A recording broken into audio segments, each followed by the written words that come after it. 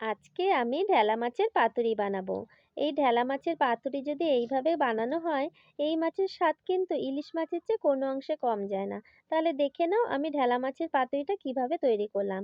প্রথমে মাছটা ধুয়ে নুন হলুদ মাখিয়ে নিলাম, তারপর একটা মিক্সিং জারে সর্ষে আর লঙ্কা বেটে নিলাম, আর কলা পাতাগুলো একটু আগুনে ছেঁকে নিলাম।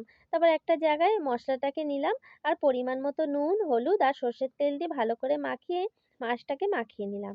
তারপর কলা পাতার উপর একটু তেল মাখিয়ে মাছটা দিলাম, আর একটু ধনেপাতা কুচি আর একটা লঙ্কা দিয়ে পাতাটাকে ভালো করে মুড়িয়ে নিয়ে একটা সুতো দিয়ে বেঁধে নিলাম।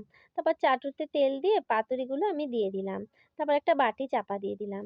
গ্যাসের আগুন মিডিয়াম রেখে এক পিঠ ভেজে নিলাম। তারপর পিঠ উল্টে আবার বাটি চাপা দিয়ে ভেজে নিলেই তৈরি হয়ে গেল ঢেলা মাছের পাতুরি। আমার রেসিপি তোমাদের যদি ভালো লাগে প্লিজ লাইক আর সাবস্ক্রাইব করো।